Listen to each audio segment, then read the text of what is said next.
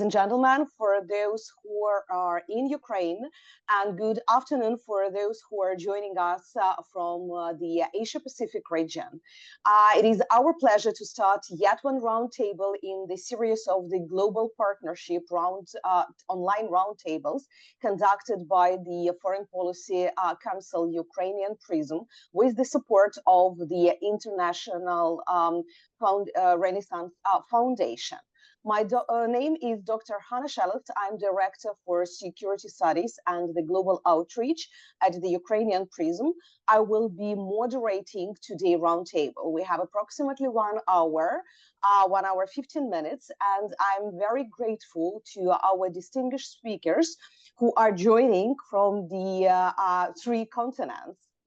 So just as the brief introduction, we will start with the opening remarks by Ambassador Vasily Miroshnichenko, Ukraine Ambassador to Australia and New Zealand.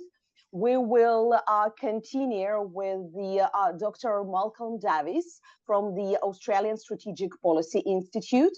Then we will go to the north and Dr. Satoru Nagao from the Japan Forum of International Relations will continue from the view from Japan.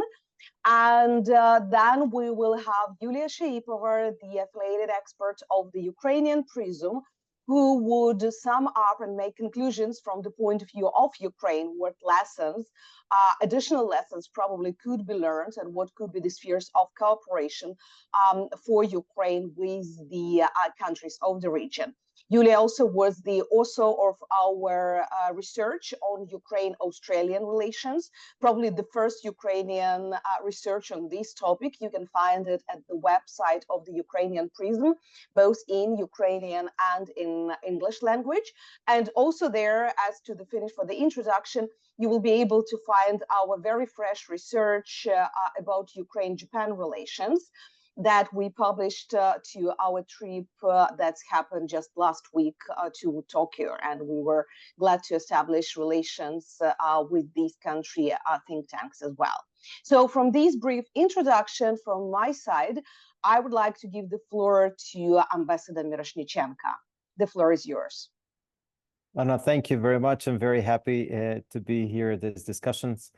Sorry, I cannot be with you for the entire time. There is a commitment, another commitment in Canberra, which I have to attend. But I'm very pleased that we are discussing this topic here. What could be the lessons learned from Russia's war in Ukraine? And certainly there are many. But for starters, I just want to mention some of the geopolitical implications as I see them. Of course, you will delve deeper into that.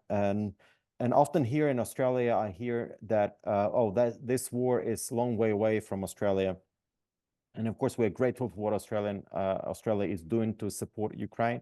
We really appreciate it. But I always stress that it's not about Ukraine, it's about Russia, which is also a Pacific country. And sometimes it is being missed in a discussion, in discourse.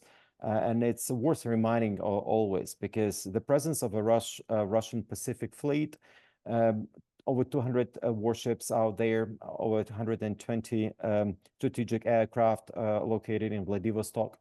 And most importantly, we see more excessive cooperation with North Korea. And this is of concern to the Indo-Pacific, especially to the key trading partners of Australia, for instance, which is, Japan, number 2 trading partner for Australia, as well as South Korea, which is number 3 trading partner for Australia. And what if Russia is more successful, is successful in Ukraine, how it can embolden North Korea, for instance? And we already see that cooperation on a military side with Russia buying lots of ammunition, buying missiles from North Korea.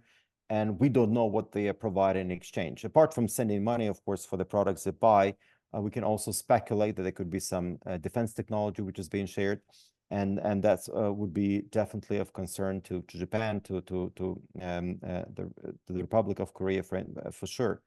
And I think it's something which needs to be looked at very seriously to make sure that Russia is not successful in Ukraine, because it's still my argument, and as well as of many analysts, if Russia's failure in Ukraine would be the best deterrence for anything here in the Indo-Pacific. Of course, I'm sure you will talk more about China. We already see how it is, how the whole relationship is developing and what are the interests there. But I will let the distinguished experts to dwell on the role of China in this war and how it is all changing. But more on a practical side, I think, and this is just some of my general observations, for many Indo-Pacific nations, especially smaller ones, but also those which are democracies in the region, it's important to invest in building national resilience of their societies, working on social cohesion, and being able to deal with proper disinformation and fake news and propaganda as well. And I think Ukraine, and the case of Ukraine, could be an excellent lesson and could serve as an advisor on many of those issues, helping understand how Russians have been trying to undermine Ukraine for the past decade or even longer, and how Indo-Pacific nations can build capabilities to withstand the malign foreign influence, and so from being cursed by bigger powers. It's not an easy task, but it's something that definitely could serve as a lesson and lessons from what is happening in Ukraine at the moment. We're already seeing some of the changes and impact on the defense industry overall. And many countries have realized that they have to develop their own sovereign capabilities. We definitely see it in Australia at the moment, with Australia investing in the sovereign production of long-range missiles, and hopefully of 155 millimeter ammunition, to have their own indigenous production in Australia, for any crisis, for any potential crisis in the future, to have local production. And I think this is also a direct impact from this war as we see it. Apart from that, I think there will be a lot on a military side, on the way the war is conducted, and I think this is where the war experts will be able to share more on that. But definitely we see how the war is changing due to the technology, and the technology which is being employed in the battlefield, and how it is impacting the developments there. We already see the use of drones and how drones have been deployed, and the innovation which is happening in that field. I think this is something useful for many countries to look into and see what could be borrowed and what could be learned from that experience. Ukraine was able to destroy 50% of the Russian Black Sea Navy without even having a navy. So we see more and more how drones have been used for reconnaissance, for targeting, as well as for delivering weapons, and how much innovation it is out there in that field.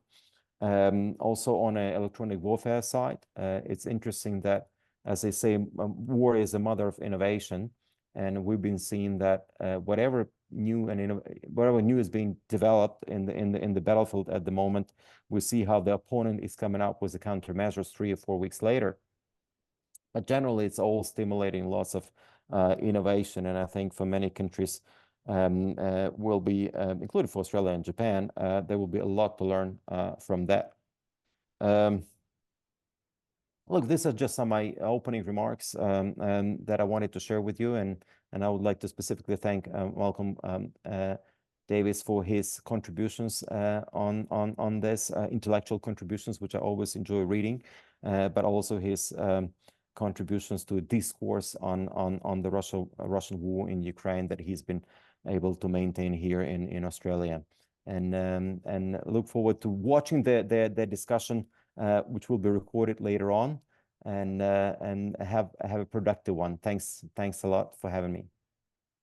Thank you, Ambassador, for this very touchable introduction, because you jumped directly to the substance of a lot of the topics that I think that we would be covering today. And definitely not to waste the time, so to leave the opportunity for some Q&A. And by the way, I'm encouraging our participants to write their questions either using the chat, if you would like to be ahead of others. Here, use the chat functions in Zoom, or please use the Facebook comments for any questions that you have. I will be able to ask them in the end, or you will be able to ask them by yourself.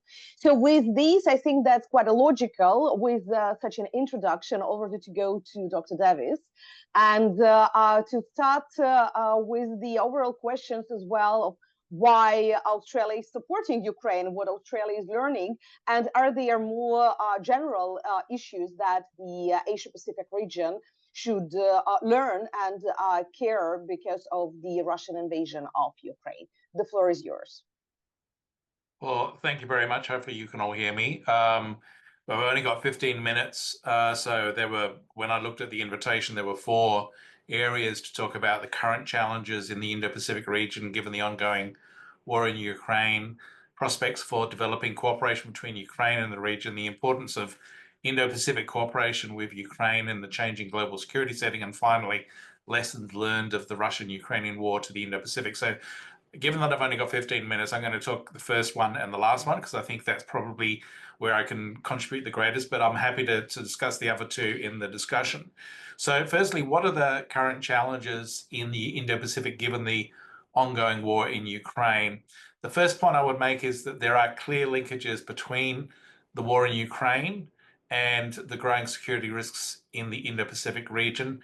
I think that everyone is now recognizing that you cannot see the 2 as entirely separate, because the perceptions that of Western resolve and Western determination to support Ukraine will affect decision-making of our adversaries here in the Indo-Pacific, particularly China's Xi Jinping. I think that Putin's renewed invasion of Ukraine, noting that the war actually started in 2014, basically are driven primarily by the issue of how Western democracies will respond to that threat posed by an aggressive Russia. And I think that when you look at the war now, it's in a crucial point in terms of 2 potential outcomes. I think it's in an inflection point. And I would argue that there are 2 scenarios emerging from the war in Ukraine that will play out over 2025 and going into 2026. First one, and the one that we all don't want to see, is that Russia wins or prevails, and this could occur either due to a collapse of military material support from the United States, and that's most likely to occur under a prospective Trump 2.0 administration, or, as is the case right at the moment, self-paralysis of Western decision makers in the face of Russian nuclear saber rattling, particularly as they relate to constraints on the use of Western, particularly US-supplied long-range weapons. And what that's doing is it's leading to essentially a stalemate condition where Ukraine can't fight back effectively and decisively attack Russian forces in the rear. And so therefore, they can't effectively gain a military advantage. And you end up in that scenario where we are paralyzed with some sort of stalemate that ultimately puts pressure on Ukraine to enter into some sort of ceasefire arrangement that has to benefit Putin. So under that scenario of Russia winning or prevailing, Putin is emboldened. He's given time to rebuild Russian forces, reorganize the Russian military, so that he's in a position within a year or 2 after that ceasefire to launch a new phase of the war against Ukraine, to take more territory, or to launch a direct attack on NATO itself, especially if he sees that a Trump administration was to equivocate on NATO Article 5. And the timelines for this scenario could extend through 2025 and into 2026. If that scenario plays out in Ukraine, then for the Indo-Pacific region, that will be seen as a failure of Western resolve that would send a very strong signal to China's Xi Jinping and also North Korea's Kim Jong-un that Western states lack the resolve and the determination to fight for critical interests and will back down, particularly in the face of nuclear threats. That would make the prospect of a Chinese invasion of Taiwan that could occur between 2026 and 2028 much more likely and potentially much more imminent. And Xi has told the PLA that it must be ready to invade Taiwan by 2027. I think in that scenario of a West effectively blinking in the face of China's threats, in the face of Russia's threats, sorry, China would also be emboldened to be aggressive in other disputes, including in the South and East China Sea, where China is challenging the Philippines in particular, but it could also open new challenges elsewhere. You know, in particular, China has raised the possibility that it would lay some sort of claim to Okinawa in the Ryukyu Islands. For Kim Jong-un, I think a perceived failure of Western resolve against Russia would likely embolden him to act more provocatively and aggressively against South Korea. So you have the prospect that if we fail the test in regards to Ukraine in terms of supporting Ukraine, we end up with twin scenarios of Taiwan, South China Sea, and potentially the Korean Peninsula as well. A failure of US resolve, I think, would also undermine confidence in US extended nuclear deterrence, security guarantees, particularly in the Indo-Pacific. So South Korea is already talking about the issue of whether it should get nuclear weapons or whether it should host US nuclear weapons. I think you would see that discussion move very quickly towards South Korea acquiring nuclear weapons, but also Japan would have to consider its own nuclear options. And I think that if there was a failure of Western support for Ukraine such that Russia were to emerge either victorious or prevailed in Ukraine, then South Korea would get nuclear weapons, Japan would get nuclear weapons. I doubt Australia would move down that path, but we would feel incredibly exposed. So that's the first scenario, the worst scenario that we don't want to see, which is a Russia victory or a Russia prevailing. Second scenario is if Russia loses or is about to lose, you know, there's a different risk here, and that is that Putin would then be tempted to reach for tactical nuclear weapons, or he could seek to extend a war to NATO and threaten NATO with nuclear weapons. And the questions then emerge is how would NATO respond? What would be the escalatory risks if Russia did use nuclear weapons in Ukraine or made explicit nuclear threats against NATO? And the question really circles around how desperate would he become if his grip on power and thus his life was at risk? And would the people around him in the Siloviki and the oligarchs that keep him in power, would they follow orders for nuclear use? So I think out of these two scenarios, we obviously want Ukraine to win. It is absolutely vital that Ukraine emerges from this war victorious and does so decisively and is seen to defeat Russia decisively. And it has to do this with clear and explicit assistance from the West. But at the same time, to avoid that second scenario of a defeated Russia reaching for nuclear weapons, it's vital that NATO step up deterrent signaling to Moscow to constrain Putin's willingness or to essentially ensure that those around him refuse to follow any orders to use nuclear weapons. If Ukraine can assist if the Western states, can assist Ukraine in winning decisively and at the same time effectively deter Russian nuclear use, then that will send a strong signal to resolve to Beijing and to Pyongyang. And that could reinforce deterrence in the Indo-Pacific in relation to China's ambitions towards Taiwan and other disputes, and it would also constrain North Korea's willingness to threaten use of nuclear weapons for coercion. I think also, finishing up on this point, there's also the issue of the unlimited partnership between China and Russia. That's very important in terms of what that will mean in the coming 2 years as the war in Ukraine progresses. I think there's already clear evidence of Chinese material support for Russia with dual-use technologies, and now there's some significant evidence emerging that China is supplying weapon systems as well. So I think that in going back to that first scenario of the West lacking the resolve to support Ukraine, if Xi senses weakness on the part of Western states, he might be emboldened to be much more brazen in openly supporting Russia with military support. Let me now finish up by turning to the lessons learned of the Russian-Ukrainian war in regards to the Indo-Pacific. Firstly, I think that in February 2022, the second Russian invasion of Ukraine put a stake through the heart of the notion that somehow major power war doesn't happen, or that major powers don't use military forces for military aggression and for territorial expansion. That was a mindset that was in existence after the Cold War that essentially said, that major power war would never happen, and we would never have to worry about this sort of thing again. Well, here we are in 2024, and now we have to worry about this sort of challenge again because Russia launched that second invasion of Ukraine.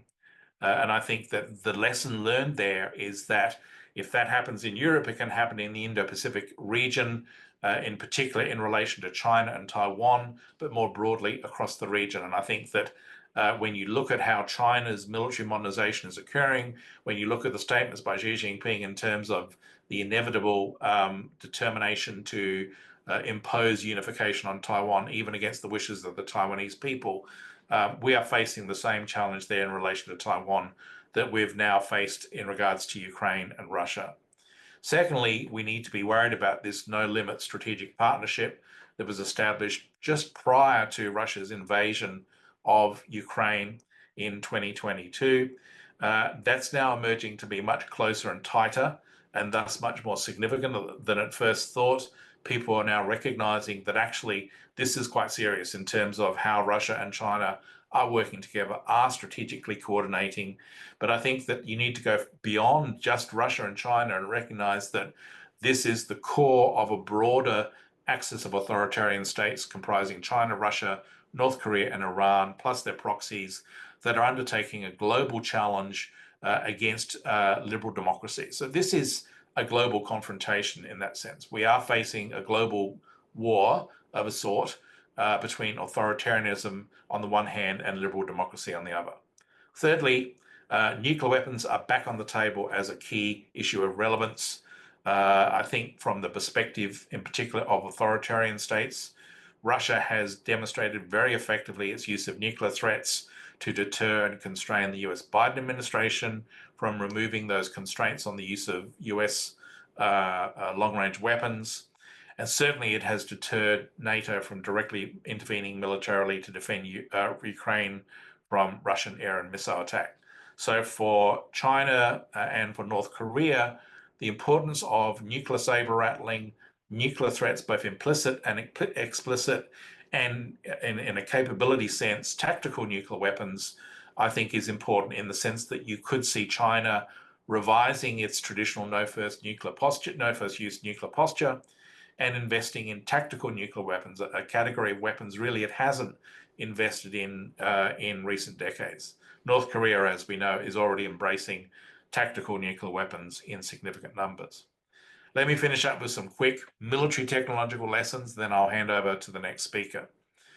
First point coming out of Ukraine for the Indo-Pacific is the importance of what people are calling networked tactical reconnaissance strike complexes that exploit larger numbers of low-cost drones as the sensors in a sensor-to-shooter kill chain, with the shooters being long-range fires, the sort of things like we're seeing with HIMARS and so forth. And the ability to employ large numbers of commercially adapted drones as first-person view drones that can attack individual positions on the battlefield. I think that autonomous unmanned systems, loitering munitions, advanced autonomous systems on land and on sea are clearly coming to the fore as being particularly important. Long-range fires have been demonstrated to be vital in the Ukraine conflict. They're equally relevant in the Indo-Pacific, but Ukraine is much smaller in geographic scope than the hemispheric distances of the Indo-Pacific. So when we talk about long-range fires in the Indo-Pacific, I think we need much longer range capabilities. Or if you don't have those longer range capabilities, such as Australia, for example, we need to deploy forward to bring our shorter range systems to bear. Traditional legacy systems, helicopters, tanks, armored fighting vehicles, and so on, will need to adapt to the threat posed by large numbers of autonomous systems, in particular those that are operating as network swarms. You see on social media, for example, those Chinese drone shows where you have, I think the latest one had 10,000 drones. Evidently, these drones were operated from one laptop. So if you imagine the military application of that technology, where those drones are self-coordinating, perhaps under the control of an artificial intelligence in a conflict with China over Taiwan, that's a key capability technology that's emerging, I think, that has been proven to a degree in Ukraine. So for Western forces, we need to invest in counter-UAS capability as well as electronic warfare capabilities and space-based connectivity. Finally, 2 points that are broader in nature. Rapid adaptability for military forces is vital. Military forces must keep pace with rapid innovation in military technology. It can't essentially surrender the initiative of disruptive innovation to the enemy. So therefore, when you look at what's happening in Ukraine, Ukraine has demonstrated real ability to rapidly innovate and overtake Russian military capability through bringing into effect new types of military capabilities. And that's really relevant in the Indo-Pacific, because you are seeing the Chinese essentially doing the same thing, particularly with a range of systems such as hypersonics, autonomous systems, AI, what they call intelligentized warfare. And finally, military industrial capacity.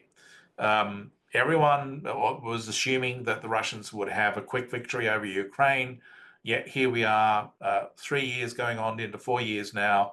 The war is protracted, and I think we need to recognize that the next war in the Indo-Pacific will be equally protracted.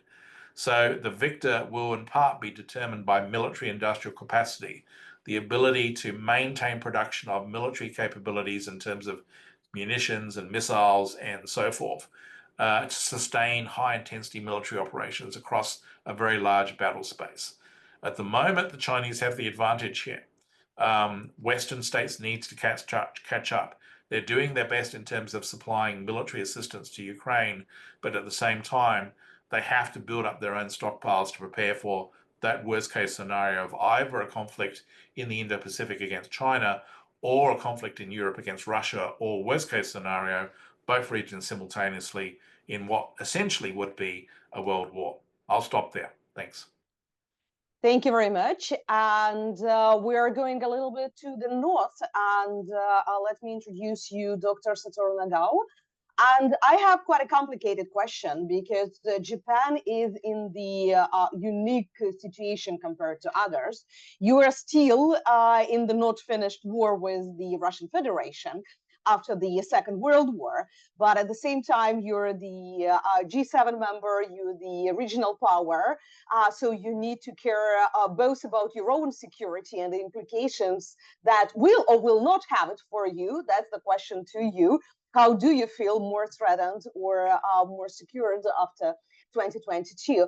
But also with the region that is definitely much closer to you than to Australia geographically, but at the same time, you understand the restrictions that it can also put towards you.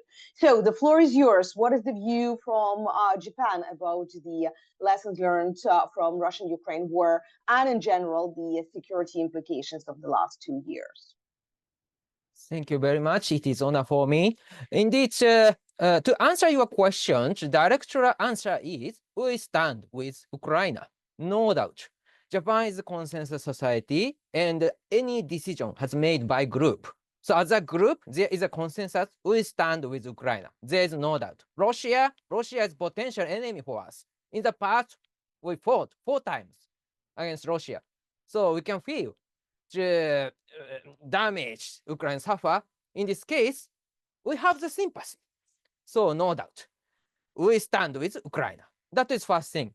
But at the same time, view from Japan, there are 3 interests and 3 lessons we should learn from Russia's aggression to Ukraine. Indeed, these 3 related to the first rule-based order and military reality, and third one is related to the global south. First one is, of course, if Russia wins the war, that is terrible, because Putin is seeking the military solution. And Putin do not respect the rule-based order based on the current international law. This means that other country, including China, want to be the next winner in the war. Military solution is better than the political solution. That is not good. And the rule-based order is weak. No need to respect. That is serious destruction of the mood in the world. So there's a high possibility that China will invade Taiwan because it is easy to achieve it. If Putin achieve their goal in Ukraine. So that's why just to prevent such kind of situation, to deter China's aggression, to deter Russia's move and North Korea's move, Japan must stand with Ukraine. That is the first lesson we learned. But second lesson is related to the military reality.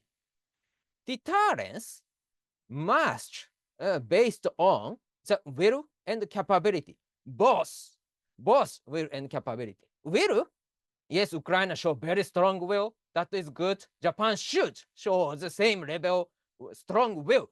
But at the same time, capability demand a little bit longer time. Capability consists by the quality and the quantity. In the past, during the World War II, Winston Churchill need to increase the defense production, and view from this experience, he mentioned the defense industry demand 4 years process. First year, just investment, no production. Second year, a little bit better, so they produce a little, some certain amount of the weapons, but not many. Third year, many these industry produce, and fourth year, it will be fraud. So even if quantity 4 years process is needed that time, but even if the current age defense industry say same thing, if they build a new production line, they need at least 3 years. So completely same with the Winston Churchill said. And about the quality, more time is needed because education is needed, training is needed, everything needed to accept the new tactics and develop new weapons. So that's why, indeed, capability demand longer time. So now what Japan faces is, last 1 decade, China has built 148 naval ships. 148 is near total number of the Japanese naval forces, Japan Maritime Self-Defense Force. Same level with Indian Navy. So, and half number of the US Navy. So that's why China is building very fast pace. In this case, how to maintain the military balance in this region? China is changing the military balance. Currently, China hasn't provided weapon to Russia. But even if the China provide dual-use material or the material to produce weapons in Russia, so that's why China is keeping weapons. They can invade, they can attack other country. So Japan faces serious situation. So what is the answer? International cooperation. Ukraine receive weapon from other country. That is solution. And World War I, World War II, and US-Soviet Cold War, all of the 3 competition, bigger group won the competition. World War I, 32 countries consist the winner side, 4 countries are loser side. World War II, the 54 versus 8. And US-Soviet Cold War, 54 versus 26. So every time, bigger group won the competition. International cooperation is very important. So, but to promote international cooperation as a capability, in this case, interoperability is needed. Ukraine, originally, the weapon is Soviet origin. But now, Ukraine start to accept Western-made weapons. If the Ukraine possesses many Western origin weapons, more easy to support. So that's why interoperability is also important part of the capability. So I will talk about global south related, global south. Indeed, for a long time, Japan has sought the cooperation with the global south to deal with China. China is emerging and provoke as a country. That's why Japan tried to cooperate with Vietnam, Philippines, Indonesia, India, these countries. For example, which country was the first foreign trip for the prime ministers? Shinzo Abe or Suga or Kishida, which country they visited as the first country? Vietnam, Indonesia, India, every time they choose, especially in this region.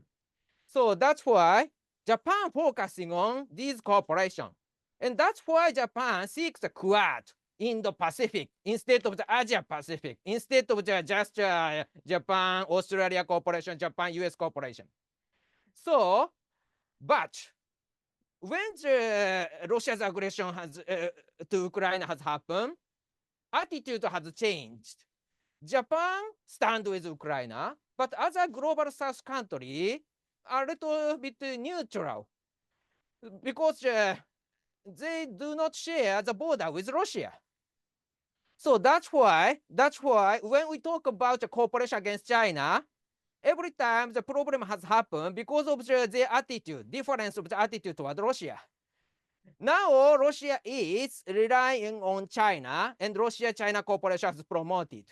Under such kind of situation, the counter-China cooperation, Japan and other global south countries should be maintained even if there is a different opinion about Russia's aggression. So under such kind of situation, what should Japan do? Or what should we do? In this case, decreasing the Russia's influence towards the global south country is proper policy we should seek. Russia's influence toward the global south rely on weapon. Russia provide weapon to these countries. Weapon means that the maintenance or supply of the ammunition is one set. So that's why they rely on Russia. But Russia cannot provide weapon just now because they need to use against Ukraine. So that's why now is the chance we should exploit. We should provide weapon to global south instead of Russia. So what should we do? Especially Ukraine, Australia, Japan, what should we do? Firstly, of course, to protect rule-based order, we should cooperate. And but other thing about military reality, what should we do? Ukraine is developing their defense industry now.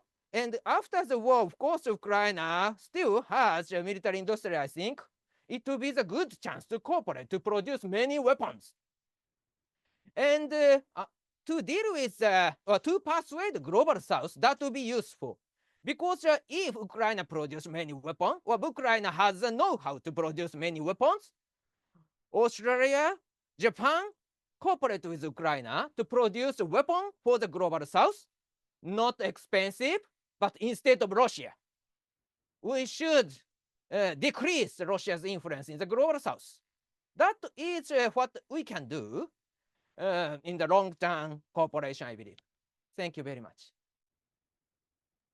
Thank you very much for such a, I would say, even unconventional view, because we hear a lot about the necessity to cooperate in the political, diplomatic, legal spheres with the global south.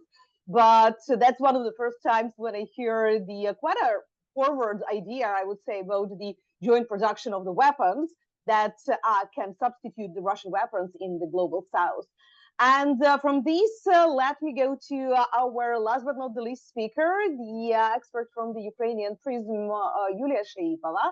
And Yuliia, in addition to the sum up, I would definitely like you to go to develop more on the ideas is as well is Asia Pacific, is especially Australia and Japan are the global south for Ukraine, and the dichotomy in which we are appearing when we are from Ukraine defining the regions and the foreign policy of Ukraine, and what can be the main topics of cooperation with such countries as Australia and Japan.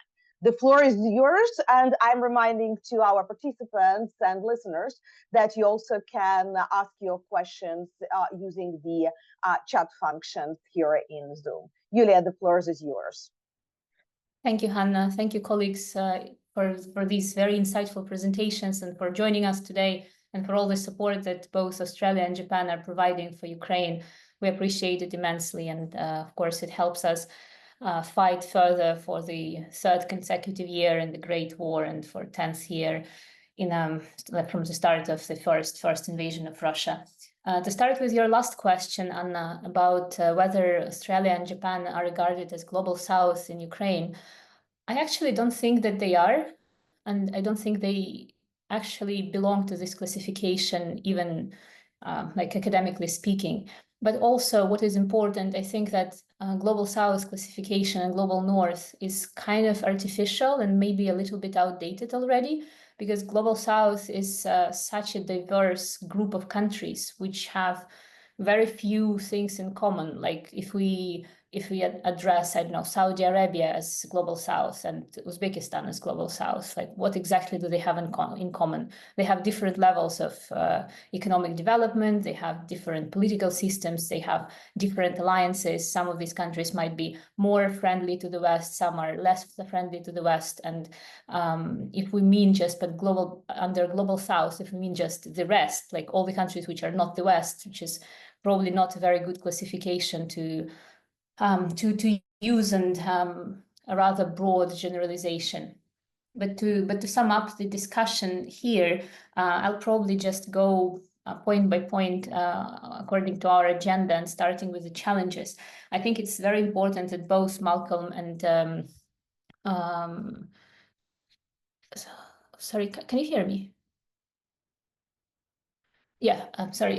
Very important that both Malcolm and Satoru said about the emboldening of Russia and China and the North Korea as an alliance. And I think it's very important that we see that this alliance is forming, and this will influence like the freedom of navigation in the Indo-Pacific. This will influence security stance, and the fact that Ukraine might lose or not win, let's say, in this war will kind of embolden both North Korea and China. Recently, Lowy has published an important study report on Asia Power Index, and several conclusions there are very interesting. Despite the fact that Russia is actually falling in all the categories in Asia Power Index due to its invasion of Ukraine, and the fact that all the resources are channeled to Europe rather than the Pacific, it still remains third in the military capability and resilience in Asia Power Index. And actually China, although it ranks lower than the US in terms of military capabilities, it's like the only sub-index in which it ranked higher in the military sphere than the US was the ability to quickly and rapidly deploy forces and the ability to sustain them for longer time, which is actually really, really worrying for all the countries in the region. Also, we can say that as Ambassador Miroshnichenko often likes to underscore that Russia is a Pacific country, and its Pacific Ocean naval bases actually very close to Japan, to South Korea, and it obviously poses a great threat to Japan, but also to Australia, for whom Japan and South Korea are major trade partners after China.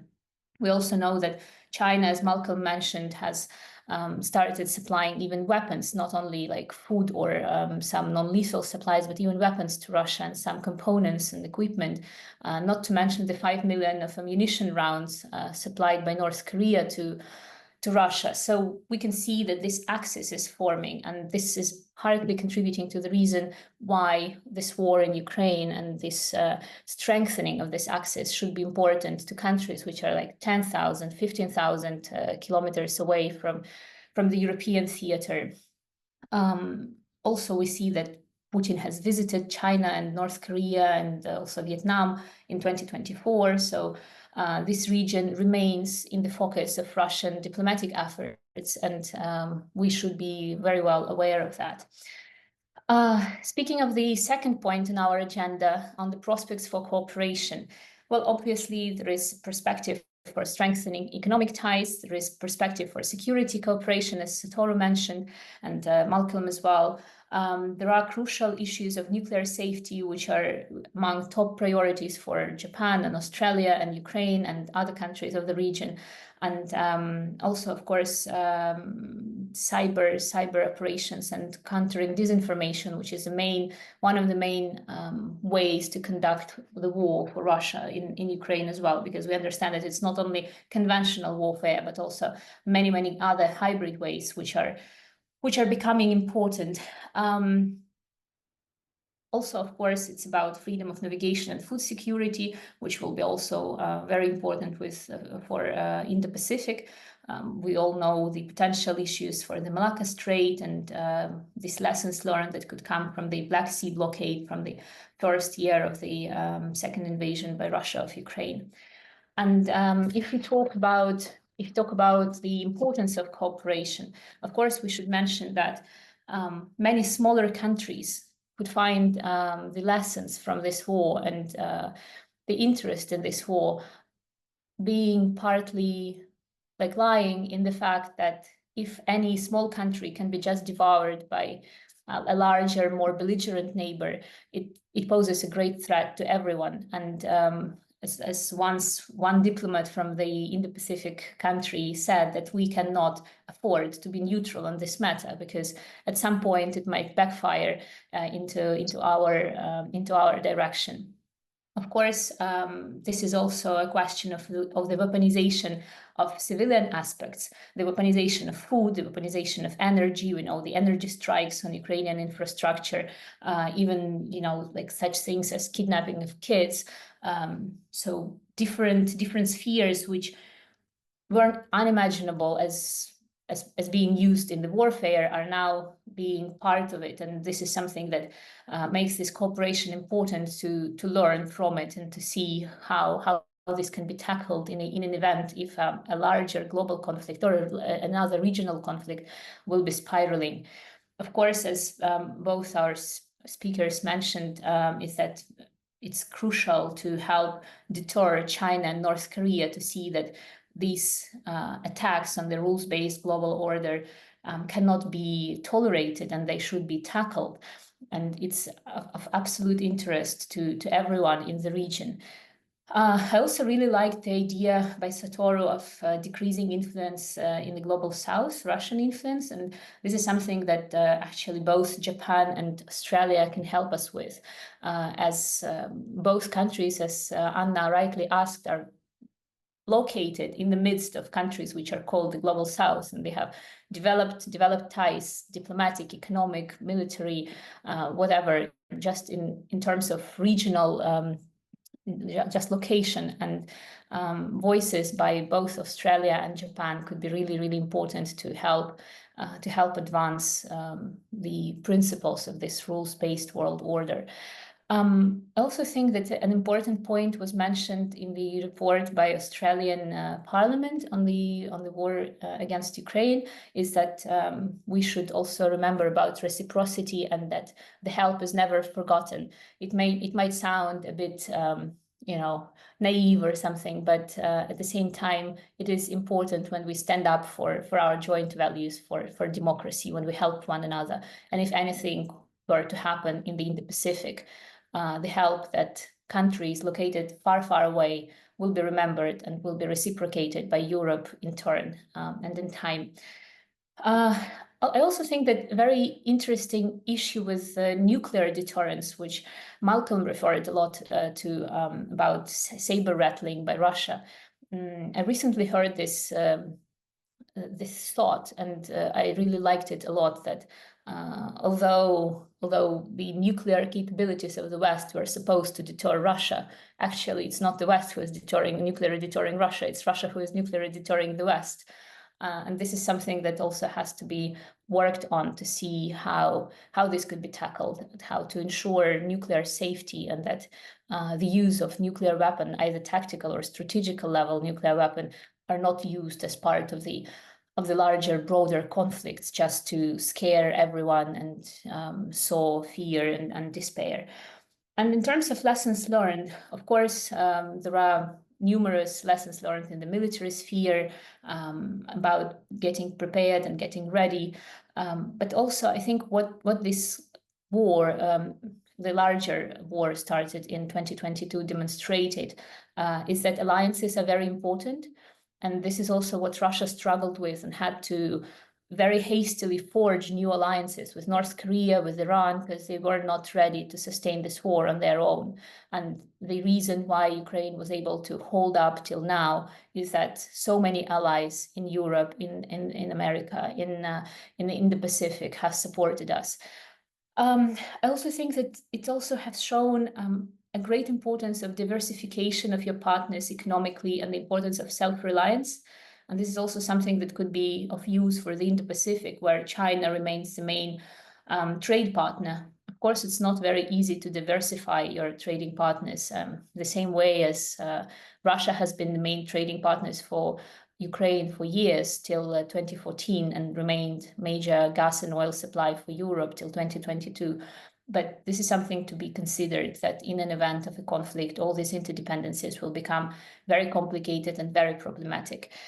I also think that the war in Ukraine has shown the importance of resilience and horizontal ties that is built on the grassroots level between the people, between the communities who are ready to take responsibility for sustaining their normal functioning and routine, and also contributing to the general defense. So not everything has to be centralized and from top down.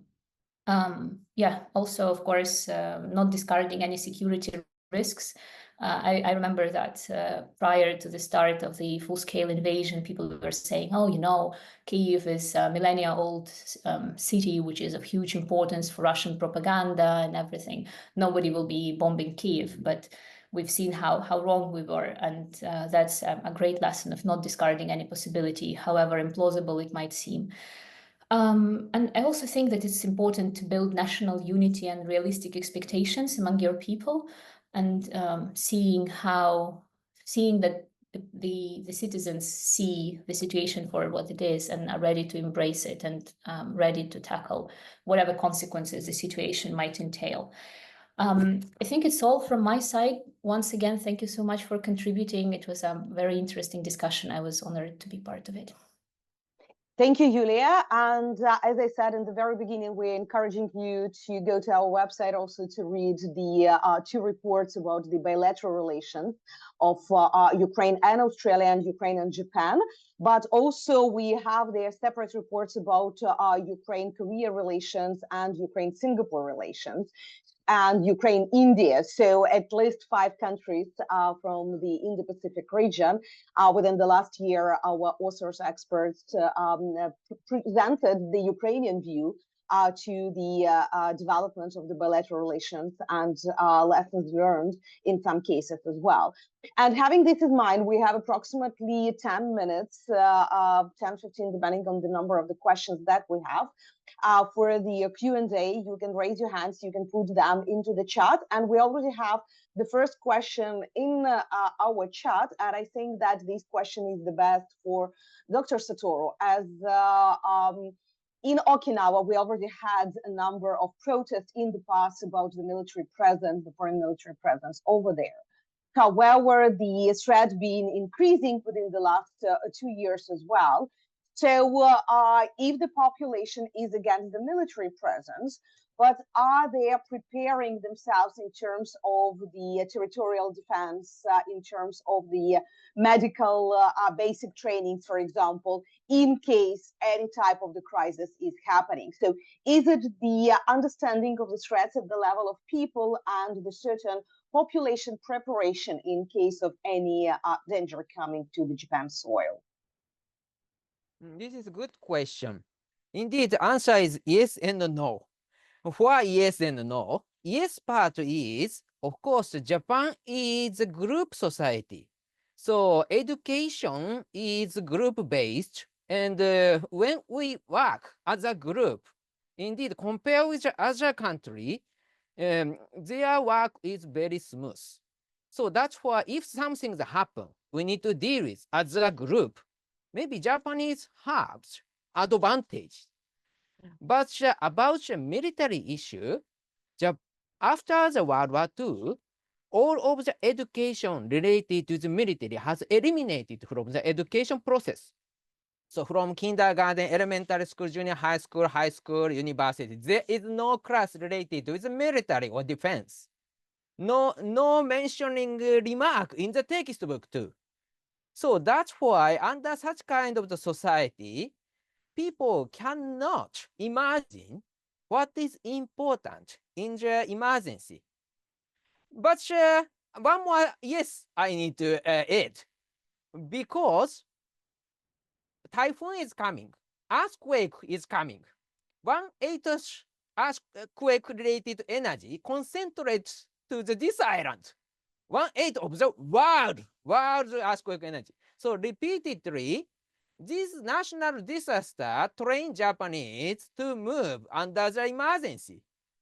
That's why still China believe, North Korea believe, Russia also believe they cannot underestimate Japanese.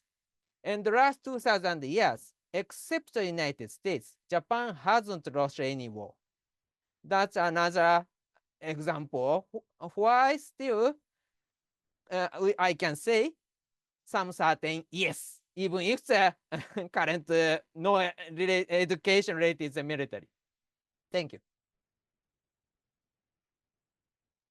Thank you very much. That's really when we discuss the resilience in Ukraine and Ukrainian examples and lessons of resilience. Well, we said it doesn't mean only military attack. There are a lot of lessons that definitely we could learn even for the civilian natural disasters that unfortunately all of us are facing more and more.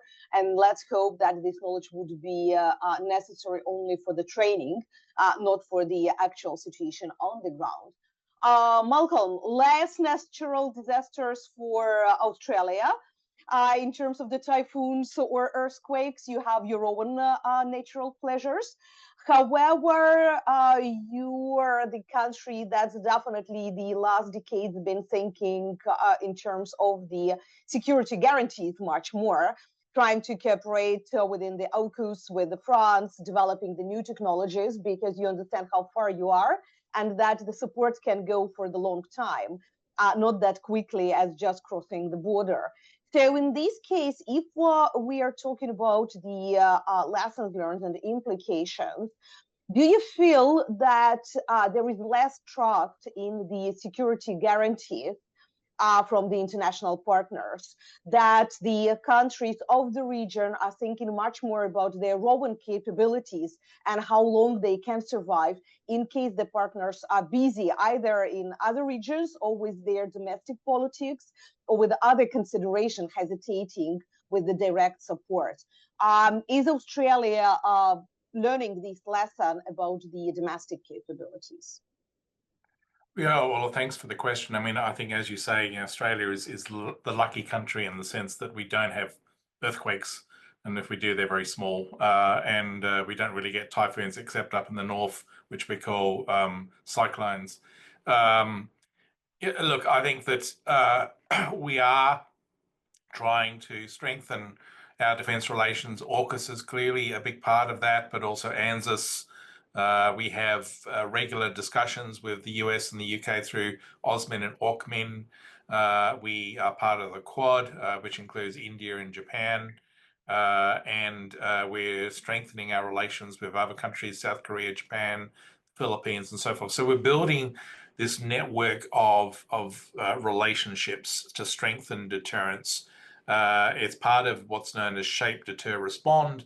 You build networks of relationships to shape the region, to make it more difficult for an adversary like China to use force aggressively. You deter the threat directly by building the sorts of military capabilities that we need to project power at longer range than we have in the past.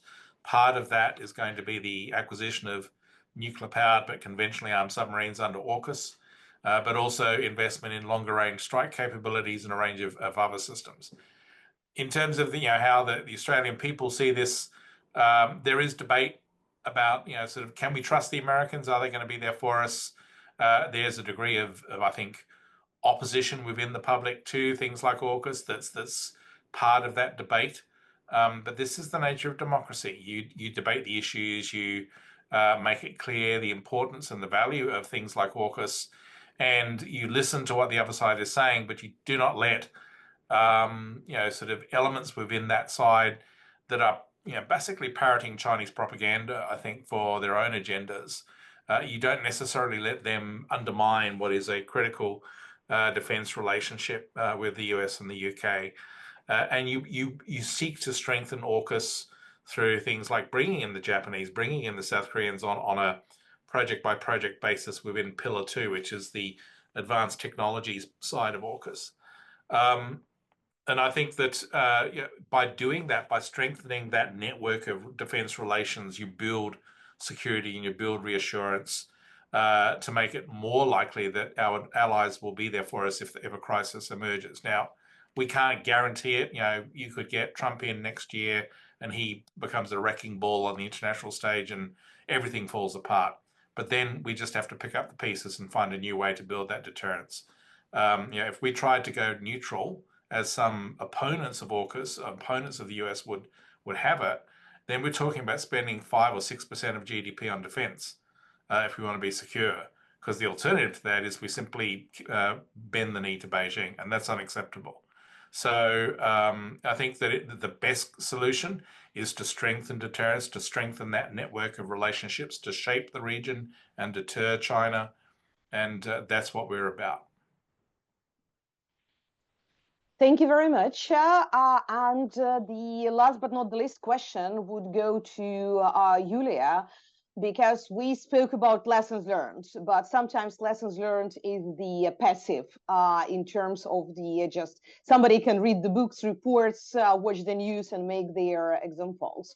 If we speak about a more active approach, what are the top 3 topics for cooperation of Ukraine with the Asia-Pacific countries or in the region where Ukraine can not just passively share their examples, but also bring some joint benefits or mutual cooperation?